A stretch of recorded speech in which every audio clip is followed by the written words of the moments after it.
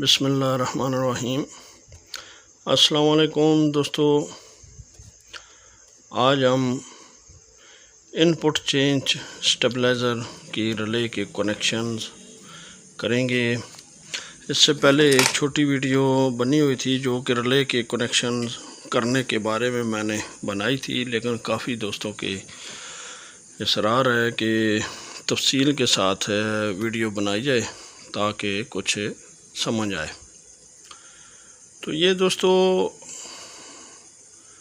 70 یا 80 وولٹ تک کام کرنے والا سٹیبلائزر ہے، جس میں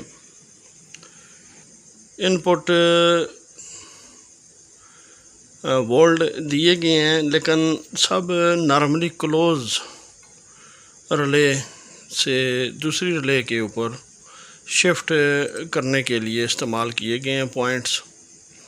تو آج ہم اس کے کنیکشنز تبدیل کریں گے اور کون سی ریلے میں تبدیلی کرنی ہے، تو یہ آپ دوستوں کے ساتھ بات شیئر کریں گے۔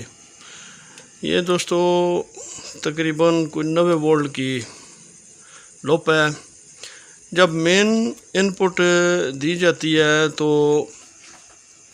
یہ ریلے جو کنیکشن کیے گئے ہیں، یہاں پر یہ آخری 90 وولٹ کی لوپ کے اوپر جب 220 وولٹ کا سٹارٹ ٹارک آئے گا تو یہ دیکھیں، یہ 500 واٹ یا 1000 واٹ کا راڈ جو ہم نے لگایا ہوا ہے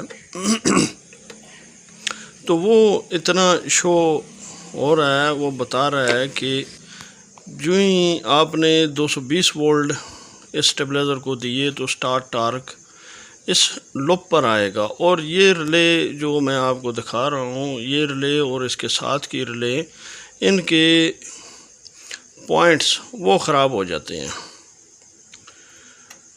اور یہاں پر ہم نے یہ تیسری ریلے کا یہ پوائنٹ 160 وولٹ والا وہ اٹھا کے اس کے نارملی کلوز پر لگائیں گے، اور اس پوائنٹ کو اس کے نارملی اوپن پر لگائیں گے۔ تو یہ ایک تفصیلی ویڈیو میں نے بنائی ہے، تو اس کو آپ مکمل دیکھیں تاکہ اس کے سرکٹ کے کنیکشن کرنے کا بھی طریقہ دکھایا ہے اور اس ریلے کو بھی چینج کرنے کا طریقہ بتایا ہے۔ تو یہاں پر ہم جب اس کی لوپ چینج کریں گے تو مزید آگے جتنی بھی ریلے ہوں گی اس ریلے کے بعد وہ سپارک نہیں کریں گی، اور یہ کٹ اس سٹیبلائزر میں استعمال کی گئی ہے جو کہ بہت ہی ناقص اور ہلکا کوالٹی کی ہے۔ تو یہ سٹیبلائزر اتنے ہزاروں روپے کا بنا کر اس کے اندر اگر سرکٹ 100 یا 150 روپے کا لگا دیا جائے تو میں سمجھتا ہوں یہ بھی ایک زیادتی ہے۔ تو کٹ ایک اچھی کوالٹی کی استعمال کریں، کیونکہ اس سٹیبلائزر کے اوپر لوگوں کے ہزاروں روپے کی قیمتی آلات چل رہے ہوتے ہیں، تو اس کے لیے آپ اچھی کٹ کا استعمال کریں۔ یہ ہمارے دوست ہیں جمال، کالج روڈ پر ان کی دکان ہے، آپ نے یہ جمال الیکٹرانکس کی کٹ استعمال کریں۔ اس میں مکمل ٹرانزسٹر، کیپیسٹر، ریزسٹنسیں وغیرہ موجود ہیں، اور یہ ٹائمر کی بھی جگہ موجود ہے۔ جو دوست ٹائمر لگانا چاہتا ہے تو وہ اس کے ٹائمر کا بھی کنیکشن لے لے۔ تو یہ پی سی بی بھی اچھی بنی ہوئی ہے، کاپر شیٹ بھی اچھی استعمال کی گئی ہے۔ اب ہم اس کٹ کو انسٹال کرتے ہیں،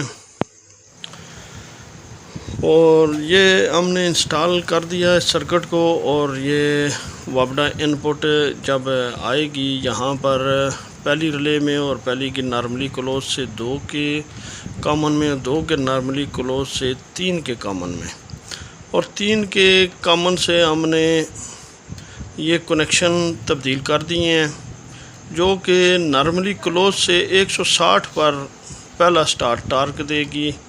اب اس کی نارملی اوپن سے 4 نمبر کی کامن میں سپلائی چلی گئی، اور 4 نمبر کے نارملی کلوز سے 5 نمبر ریلے کے کامن میں کرنٹ چلا گیا، اور یہ 5 نمبر کی جب ریلے نارملی کلوز یہ پوائنٹ استعمال ہوگا تو یہ اب جو سٹارٹ ٹارک آئے گا وہ صرف اسی تیسری ریلے کے 160 وولٹ کی لوپ پر سٹارٹ ٹارک آئے گا۔ اب اگر 220 وولٹ آ بھی جائیں تو 160 پر اتنے ہائی وولٹ آؤٹ پٹ کی پوائنٹ پر اتنے ہائی وولٹ نہیں ہوں گے کہ جس سے دو لوگوں کے انرجی سیور یا ان کے الیکٹرانکس کے قیمتی آلات جلیں۔ اب 70 یا 80 وولٹ کی لوپ کے اوپر جب 220 وولٹ کا پہلا سٹارٹ ٹارک آتا ہے تو اس کی وجہ سے لوگوں کے ٹی وی یا الیکٹرانکس کے کوئی بھی آلات یا عموماً انرجی سیور وغیرہ جل جاتے ہیں۔ تو اس کو روکنے کے لیے یہ ہم نے کنیکشن کیے ہیں، اور اس پر آپ کو کوئی پاور سپلائی ساتھ نہیں لگانی پڑے گی۔ عموماً آج کل مارکیٹ میں 12 وولٹ 4 امپیر وغیرہ کی کوئی کچھ سم تھنگ امپیر ہوتے ہیں، تو وہ پاور سپلائی آج کل استعمال کی جا رہی ہے، تو اس طریقے سے آپ نے وہ پاور سپلائی بھی نہیں استعمال ہوگی۔ تو یہ ڈی سی سپلائی بنانے کے لیے یہ 4 ڈائیوڈ لگانے ہیں، اور اس کی یہ برج بنانی ہے۔ یہاں پر یہ ان پٹ ہے دونوں طرف، اور اس برج کی ایک طرف سے نیگیٹو اور ایک یہ پازیٹیو آ گئی، اور اس پازیٹیو کو ہم نے یہ ایک باریک تار ڈال کے ان سب ریلے کے پوائنٹس کو کنیکشن کر دیا، اور یہ 3 نمبر کے پن کو ہم نے صرف ڈسکنیکٹ کیا ہے۔ عموماً مارکیٹ میں یہ ساری پنیں جو لوگ کام کر رہے ہوتے ہیں سب کاٹ دیتے ہیں، تو یہاں پر ان کو کاٹنے کی ضرورت نہیں ہے، کیونکہ کنیکشن ہم نے نارملی کلوز سے لینا ہوتا ہے۔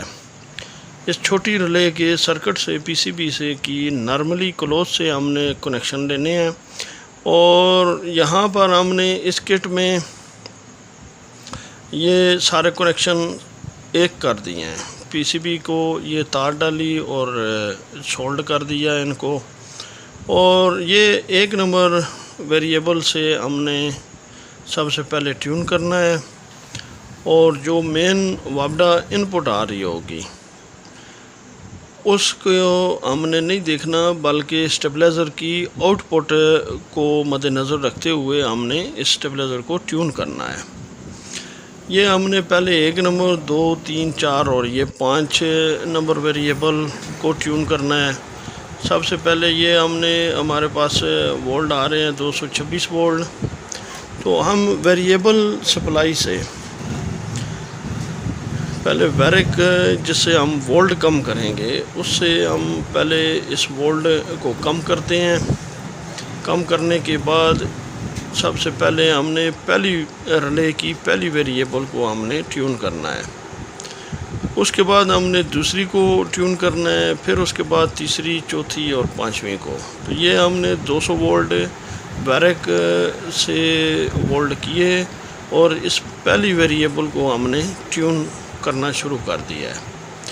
تو یہ آہستہ آہستہ آپ نے ٹیون کرنا ہے، یکدم جب گھمائیں گے تو ویریبل زیادہ آگے نکل جائے گی، اور اس وجہ سے ٹیون کرنا تھوڑا وولٹ اپ یا ڈاؤن ہو جائیں گے۔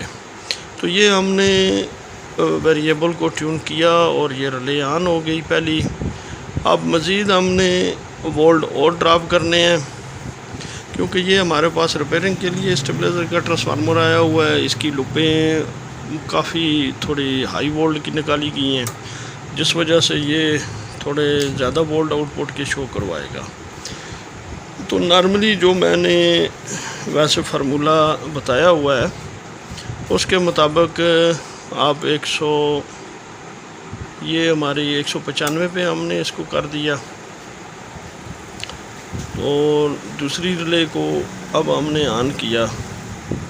اب مزید کیونکہ اس کی لوپیں بڑی تھی تو ہم نے فی الحال آپ کو وولٹ ڈراپ کر کے ویریبل کو ٹیون کرنے کا طریقہ بتا رہے ہیں کہ اب مزید دوسری ریلے کے بعد اب ہم یہ تیسری ریلے پر آ گئے۔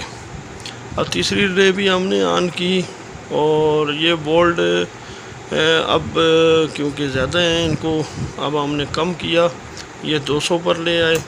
اب مزید چوتھی ریلے کی باری ہے۔ اب چوتھی ریلے کو جب ہم نے آن کیا تو یہ بھی ہمارے پاس 240 وولٹ آؤٹ پٹ آ گئی ہے۔ مزید ہم نے ویرک سے وولٹ ڈراپ کیے، اور یہ 5ویں ریلے جو کہ ویریبل ہی اس جگہ پر تھی جہاں پہ ٹیون ہو گئی ہے، تو اس کے لیے بھی ہم نے اگر وولٹ اسی طرح زیادہ ہوں تو آپ نے 195 یا 9293 پر ویریبل گھما کے وہاں پہ رلے کو آن کروا لینا ہے۔ اور یہ تو تھے وولٹ لو کر کے ہم نے اس کو رلے کو آن کرنے کا یا ویریبل سے ٹیون کرنے کا طریقہ آپ کو بتایا ہے۔ اور اس کے ساتھ اب ہم یہ وولٹ ہائی کر رہے ہیں۔ جب آپ وولٹ ہائی کریں گے تو اس وقت آپ کے پاس یہ 250 سے رلے کو لازمی واپس لے کے آنا ہے۔ اس سے جب آپ زیادہ وولٹ دیں گے تو پھر آگے جو الیکٹرانکس کے آلات یا فریج وغیرہ یا کچھ بھی الیکٹرانکس کی چیزیں ہیں وہ جلنے کا خدشہ ہوتا ہے۔ تو اس لیے آپ نے جب بھی رلے آن کرنی ہے تو آن تو ہوگی 230 وولٹ آنے چاہیے۔ یہاں پر ٹرانسفارمر کی لوپس آؤٹ ہونے کی وجہ سے زیادہ آ رہے تھے، تو واپسی پر جب آپ اس کو رلے واپس کریں تو 250 آنے چاہیے۔ تو نیکسٹ انشاءاللہ ایک اور نئی ویڈیو کے ساتھ پھر دوبارہ حاضر ہوں گے۔ تب تک کے لیے السلام علیکم ورحمۃ اللہ وبرکاتہ ومغفرتہ۔ صلی اللہ علیہ وآلہ وصحبہ وبارک وسلم۔